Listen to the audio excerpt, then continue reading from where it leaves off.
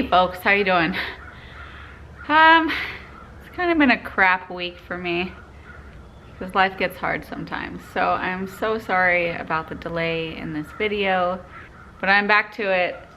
And today we are going to do something we haven't done before, which is show you the whole property. There's not much to see. It's only an acre and a half. But I'm gonna go over what I've done in the past few years. Most of it has failed. So obviously what I did wrong, I am making some changes this year. Unfortunately, the whole entirety of the property isn't my primary goal right now. Obviously, I'm working on expanding the garden, expanding the area for the chickens, and hoping to get more livestock in the future. So the aesthetic, like the beautification of the property, isn't a forefront in my mind, but I can provide some insight into what I did wrong these past couple years and how I hope to remediate that this year. That I have a little bit more knowledge than when I first moved on to here. So let's go. So I had intended to start my orchard here on the north facing side of my property. If I can just reference you, like here's the house, here's the north. And I have several trees over here. I'm just gonna name them off real quick. So I have a pomegranate. This is a self-fruitful gala apple. This is a fig tree, or possibly was a fig tree. And this is a pink lady apple. So I planted all of these trees last year, and they were all bought from a local nursery. Most of the variety that they offer is very desert hardy. I mean, they're a good nursery. But I planted them in the beginning of the spring, the beginning of April, because they're potted plants, so I'm not gonna do it in the dead of winter. It needs to be done when they can spread their roots. And it just got way too hot, and they suffered so badly. So this pomegranate tree, this main stem, actually died off halfway through the summer, down to the roots where these new shoots just came up. And then, I mean, obviously it's winter. They're still soft and supple. This tree is still alive, but it did die back. Now these trees had some sort of rust on them. It did put off one fruit, which I picked off. And there's differing theories on that, whether you want to pick off the first fruit that a tree puts off to let it put all of its energy into the roots. I chose to pick off the fruits just to give it the best chance. It still ended up having some sort of rust or rust-like disease on its leaves. I don't know a whole lot about trees. I didn't last year. I still don't now. It is something that I hope to learn more about in the future. It's just not something that I can devote all my time to right now with the garden and the livestock expansion. Honestly, an orchard isn't my priority right now, so I didn't spend a whole lot of time last year taking care of what I should have. So all four, 1, 2, 3, 4 trees in this area, in the summertime, spring, summer, fall, winter, all receive full sun. There's nothing else here to block the sun. That's east, this is west. They all receive the full brunt of the sun, and they all receive direct high winds from the west to east. Oh, I got a new tattoo too. And as I've talked about last year, one of the major issues that I had in the spring was how hot it got so quickly. I mean, we were in the 90s in April and still dropping to sub-freezing temperatures at the beginning of April, and that is extremely, extremely hard on plants, especially brand new fruit trees. What I didn't do was offer any of these trees any sort of protection from the elements. Basic permaculture principles tell you to build guilds around trees. So you want to put beneficial plants and shrubs around the area of a tree where all of these plants can be mutually beneficial to the other. None of these have any protection from the sun or the wind. And they were just stuck in here in crappy soil, in full view of the elements, with very little care. I obviously watered them and everything, but I didn't fertilize them besides what I planted them with. And I don't consider it a complete wash. All of these trees are still alive as far as I can tell. I mean, they're certainly not dead yet, but they had some serious disease pressure last year. And I mean, with the pomegranate completely dying back and then regrowing from the roots. So for changes this year, I am ordering a couple bare root trees and I'm going to plant them during the winter. I'm not gonna get into bare root versus potted plants today. I honestly don't have the energy, but hopefully the bare roots will do better. They will acclimate better to this environment that I have. And I do plan on planting a modified guild around some of these trees, putting some desert hardy plants that can both contribute something to the soil and contribute some shelter to these trees as they continue to grow. Now over here we have one of the most beneficial trees known to a desert environment, which is the mesquite tree. Now when I bought this property 3 years ago, this mesquite tree, no joke, was as high as my hip. It's very tall now. These amazing trees grow like weeds. They are legumes, they are nitrogen fixers, and they are also nurse plants, which means, specifically in the desert, that they will provide shelter. They tend to nurse other small plants that end up taking seed and growing around them to health. I have a couple of these trees growing on my property that I am trying to cultivate. They are an extremely beneficial tree, but super annoying as well. So they are just very deadly. These are very, very sharp spines, and they are all over this tree. So pruning them is an absolute nightmare. So mesquites have taproots, and they are like they can run hundreds of feet deep into the soil. It's quite fascinating if you do your research. And I will definitely have to go into a book that I have on mesquite trees later because it's a fascinating plant. But the terrible thing about them is, see how it's all branched in like 20 different branches? I've actually pruned some of those off. If you end up cutting a mesquite tree off at the base, like accidentally with a mower when it's in its seedling stage, it will just regrow with more branches from the roots. So instead of this beautiful single trunk tree, you can end up getting this mass of needles that looks more like a shrub. Unfortunately, that's how this one ended up growing.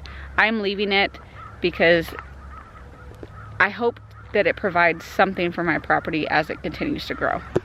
If you look at the neighbor's property, every single, well, not every single one. So that's a mesquite. These are all mesquites. That's a mesquite. That's a mesquite. That's a mesquite. Mesquite. They are very, very common in our area. Very, very beneficial to the soil. They're considered a pioneer plant. So they're one of the first ones to come up. And then because they're nurse plants, they also allow other plants to grow, which then changes the landscape. So it's a whole thing that I'm not going to get into now.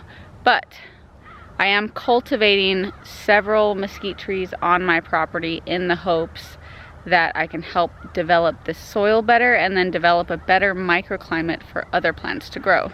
So from this mesquite tree, we move over to this dead cottonwood, which was an amazingly huge cottonwood tree I had when I first bought this property. In 2020, we had a microburst come through the property and the tree just fell over. Which sucks because it was gorgeous. If I have a picture, I'll put it in here. But it was my favorite part of this property when I bought it, and it was devastating for it to fall down. And I really, really wanted to put like a tire swing under it, but in hindsight, the fact that it fell down with some rain probably makes it unsafe for a tire swing. Nonetheless, I have not taken this stump out because I still feel like I can do something with it. So when I had my chickens last year, they loved it under here. It's basically, it's like a little alcove with the way that the tree fell. And it provided perfect shade because this is north facing. And I don't want to necessarily take this out yet because it is a natural feature of the landscape as is. And it provides kind of a temporary shelter for other livestock if I get them. And I do think that if I end up getting pigs here, that I can just build essentially like a tabletop shelter attached to that, and it would just be an easy shelter. So I don't necessarily want to get rid of this unsightly mess that I have here until we figure out what we're doing. But this was a beautiful old cottonwood that's no longer with us. And this is a younger, more vibrant cottonwood that has taken its place. It was also very small when I bought this property, but cottonwoods grow like weeds around here. So I'm hoping that this one becomes just as grand as my last. So just to illustrate the awesomeness of the mesquite tree and how fast it can grow, all of these trees, these seedling sapling trees that I'm about to show you, grew last year from nothing in the ground. You have this little guy.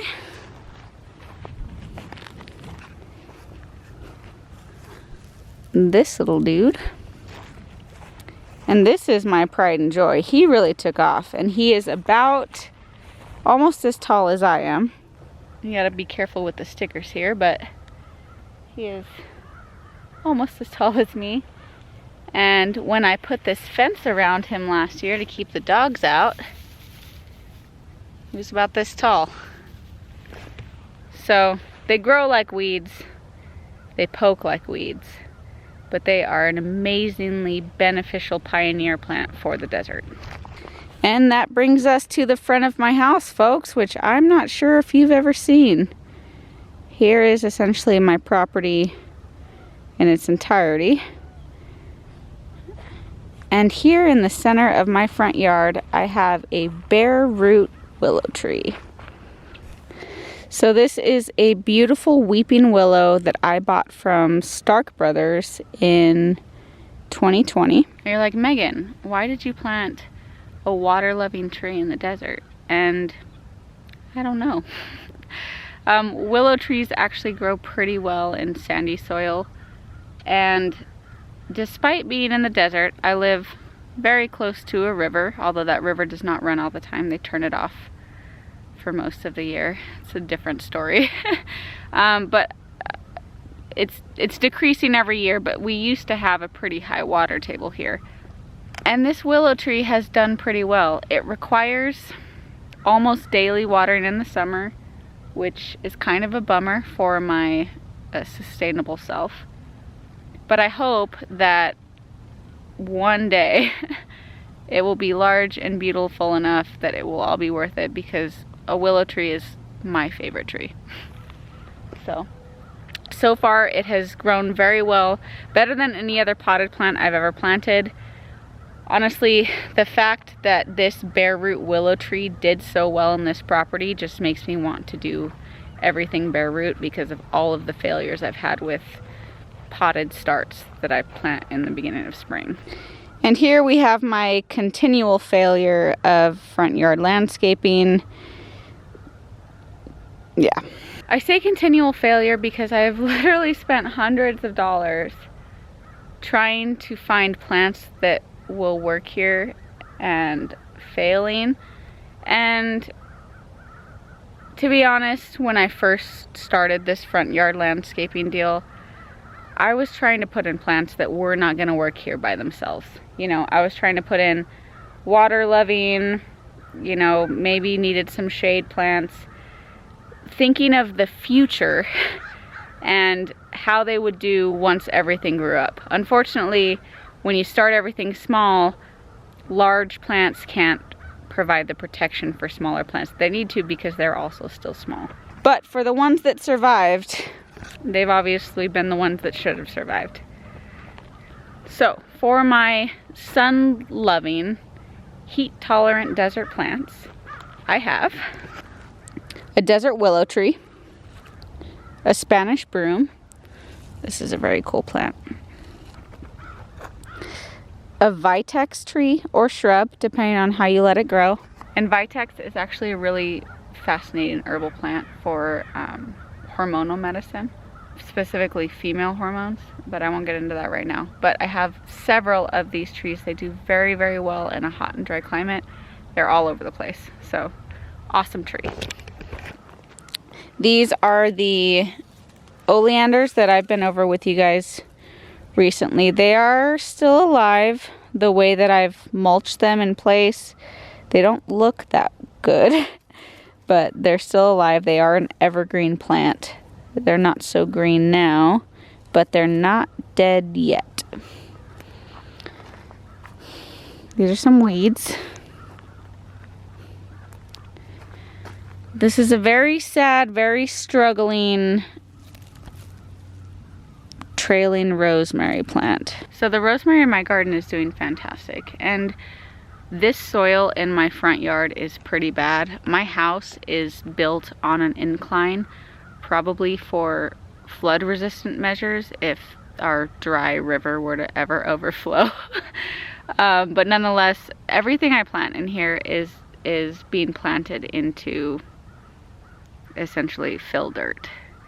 And I tried to amend the entire landscaping area by adding compost and tilling it before I even laid down the rocks and the mulch.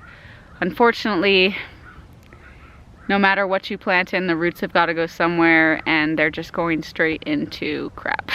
So this is going to be a work in progress, and I have come to realize that, and I've made my peace with it. But the plants that have survived tell me a lot about the soil as well as the plants that I didn't plant.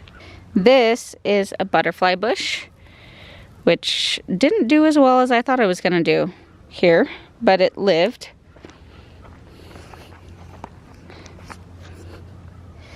These are snapdragons, which are still green because this front part of my house is probably the warmest part of my property.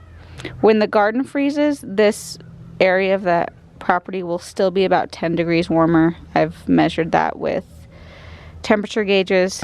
So I know I can get away with some less hardy plants up here in the front landscaping than I can in the garden. Now this is cool, and this is my favorite part because this is ice plant that I took a cutting from, rooted that cutting, and then planted it here last year, and it just took off. So this is going to be one of my primary ground covers that I use in my landscaping because it did so well. This is another butterfly bush that lived but struggled.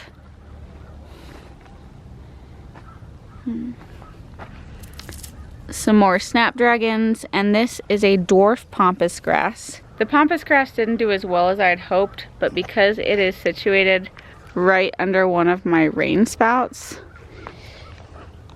it did okay for the summer. This is another smaller vitex tree. Here's some Mexican feather grasses. And this is an Apache plume, which is also a tree or a very large shrub. This is a gopher problem that I have. Ugh. Rude. And this area, this is the south-facing wall of my house. So this gets the most sun, the most heat all day long. And this is where I had the most problems trying to keep plants alive. So what I have here is an Arizona rosewood, which isn't an ideal plant that I want here. It will do very well in this soil, which is very salty, basic soil. But it grows very, very slowly. And I'm looking for these pioneer species that can grow quickly and provide shade and shelter so that I can plant the actual shrubs and ornamentals that I want in this area. Nonetheless, it lived, so it's absolutely staying because everything else died. But it is a very slow growing tree. So not my ideal pick, even though it does very well here. Now this is a Mexican bird of paradise. It's not similar to the flower, the bird of paradise at all, but is still a very, very beautiful shrub that does very, very well in our area. And I plan to plant several more of these. My mom actually has them coming up like weeds at her property. So she's, you know, dug up a couple and she's got them in pots, and I plan to disperse them all over the area. But this one lived, did pretty well here, and it will come back next year. So that's absolutely going to be a pioneer species for me in my ornamental area. And this again is another Vitex. So this will do just fine. It is deciduous for the winter, so that means it loses all of its leaves. So we have very few actual plants in our front yard landscaping, but you have to find what works.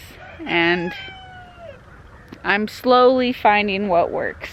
I do think that bare root trees are going to be the way to go for planting trees in the future. Unfortunately, I think my spring is just too hot. If you plant potted plants versus bare root you plant in the dead of winter because the plants are dormant. But potted plants you need to plant at the beginning of the spring. And our spring last year was just brutally hot right at the beginning, which gave all of these plants I had put in here a really bad time of it. So, not that this year is gonna be that bad. I'm just not sure I have the money to waste on it this year. Honestly, my views have changed since I first bought this property years ago. I'm not as naive as I once was when I thought I could just conjure a food forest out of thin air in 110-degree weather, full sun, and fill dirt, you know? So I'm definitely changing my tactics this year. I'm going to use a lot more, and desert plants can be pretty, but a lot of the times I think they're just ugly. So I don't like a whole bunch of cacti or, you know, and it seems like all of the desert plants just want to hurt you. So I don't want to do a zero-scaped front yard. I know that. I do want a green landscape and definitely some sort of water-wise but beautifully green front yard landscaping.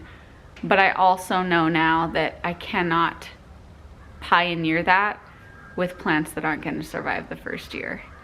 So I'm focusing this year on drought and heat hardy shrubs and trees that can just grow and build this environment that I need for the plants that I do want to survive. Same thing for the orchard.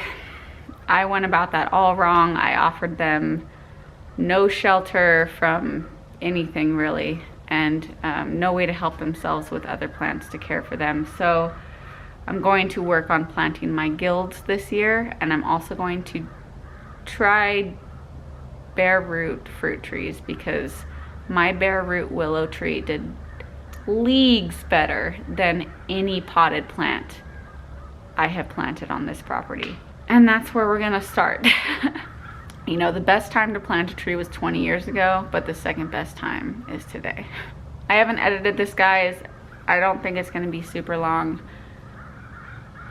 Sorry for the delay in the video, and I'm sorry if this comes across as a little dreary. Like I said, it's been a crap week, it's been a crap day.